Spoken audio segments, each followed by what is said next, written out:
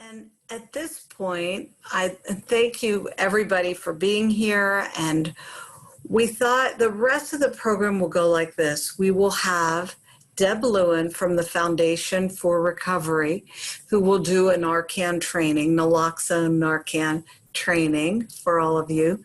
So, the idea is to always have some in your purse or on your person so that you can save a life. And we'll be hearing more about people who have done that as the evening goes on. And then we'll have a mom and daughter, Joan and Rose, who will be telling us their story of Narcan and BALM recovery combined. We'll then have Bill Guy, who will be sharing the story of the loss of his son and how he turned that loss into a commitment to helping families. And he's been doing some amazing work. And finally, Lori Bolin, whose daughter had 3 overdoses and is alive and in recovery today. So we're just very grateful for all of you being here, and we hope everyone will stay and continue to be a part of this amazing, amazing discussion. And Deb, I'm going to ask Jericho, is there a way to make Deb the main? I guess I can do this. As soon as you start speaking, I'm going to put it on speaker view, Deb, so we'll just see you. Oh, thank you so much for having me. I've done Narcan training on here before, and I'm happy to be back again. So just a little bit of statistics. In 2019, the United States lost 69,029 people to an overdose. In the first 6 months of 2020, overdose deaths have increased by 52% compared to the same period in 2019. I believe, as Bev said, every household, business, public facility in your purse should have Narcan. They should have it with them. I carry it in my purse everywhere I go. I know for men it's a little more difficult because you can't keep it in your car. Pretty much depending where you are. I'm in Illinois and we have weather changes all the time, and that doesn't work. But what is Narcan? Narcan is a medication to counteract the effects of an opioid overdose. Narcan is a non-scheduled drug, and it is non-addictive.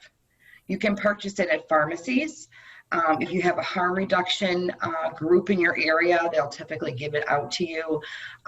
Some support groups, your health department, my foundation does hand it out to people that come. We train them and we make sure they have it in their home. As I said earlier, Narcan is to be stored at room temperature, away from light, excess heat, and moisture. So if you have it in your home, please do not keep it in your bathrooms. So what is an opioid? It's natural, synthetic, or semi-synthetic chemical that interacts with the opioid receptors in your brain. This class of drug includes illegal heroin, synthetic opioids such as fentanyl, and pain medications available legally through your doctor.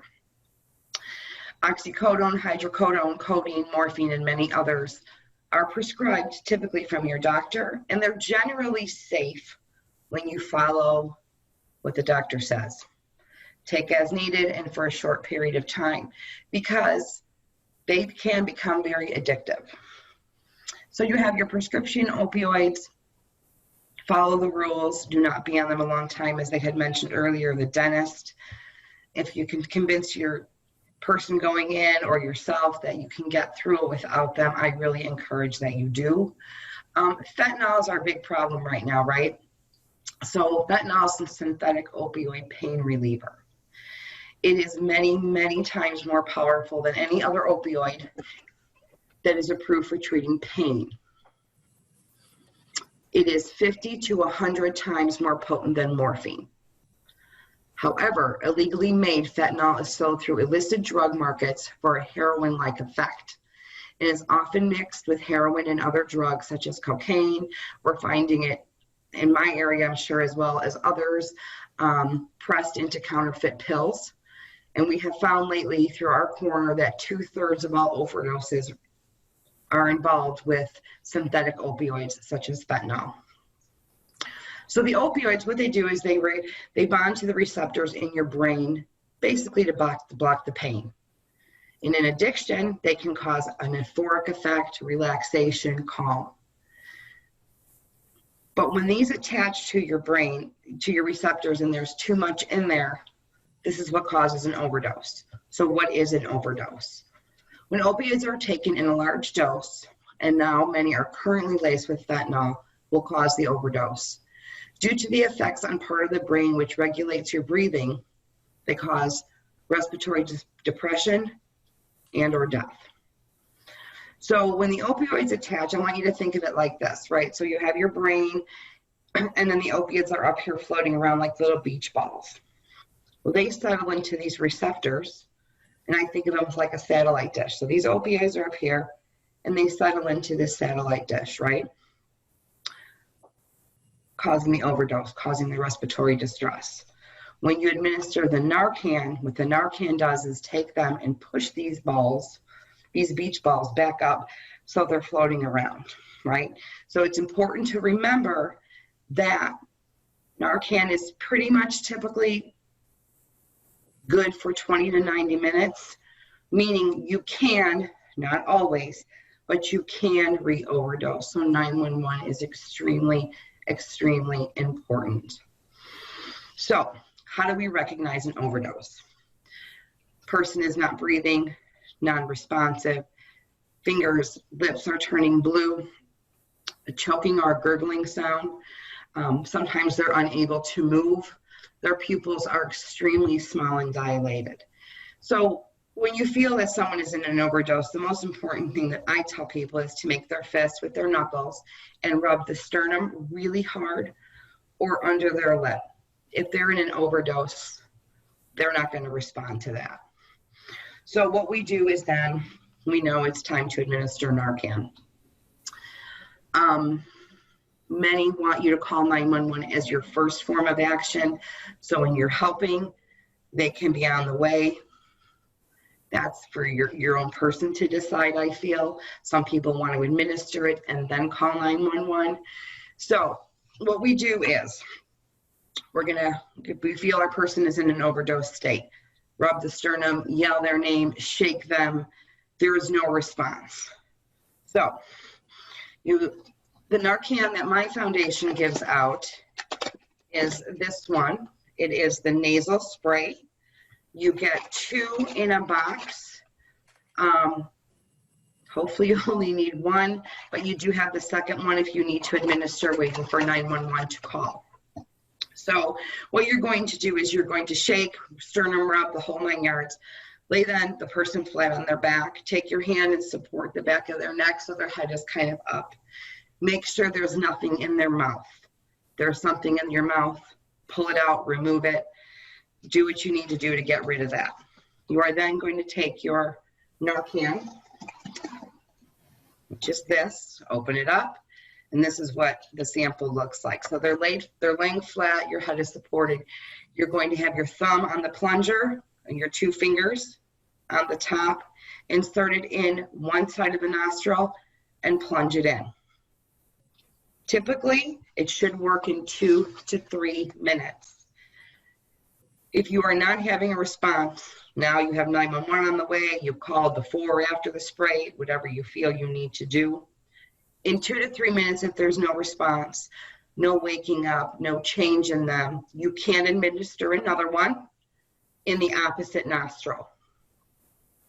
Hopefully within this time the person is coming. You can perform rescue breathing. Make sure the mouth is completely covered, blow in, because it is respiratory distress. If you have to leave the person to open the door for 911 or whatever, lay them on their side with their knee bent, their hands about on their side of their head. So that's called the recovery position, where if they were to aspirate, they won't choke. You just lay them on their side, but stay with the person until someone comes for help. Sometimes when we reverse an overdose, a person is usually or can be quite angry. That's just part of it, because sometimes this will put you into an immediate withdrawal. Regardless, they're going to talk you, I'm fine. Please have them go to get assessed at the hospital. And well, I don't know about you guys, but here, they're not always the great, they get you stable, they send you out the door, which is something we need to work on, is getting more help for them. as I said, make sure you store it at room temperature, keep it on your person. And another really important thing that I think everyone should be aware of in their community or their state actually is the Good Samaritan law. There's currently 40 states that have the Good Samaritan law, which gives you immunity from arrest, charge, or prosecution for certain controlled substances, possession, and paraphernalia when a person calls 911 in an overdose. There's currently, as I said, 40 states, and please check your area because I've known cases where they've left the person alone or dropped them off on their porch when they could have called 911. So basically, that's a quick wrap up of how to use the Narcan and what an overdose looks like.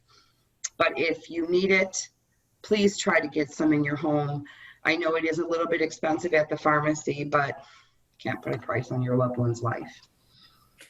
Thank you so much, Deb. And, this will be up so you can review it, everyone. And also, if you're in the BALM community, you can check back. Deb has spoken a couple of times and she's done another training, and it's all in the BALM archives. So this is all available to you again. We thank you so very much. Oh, thank you for having me. Of what families need to know. They do. Thank you so much.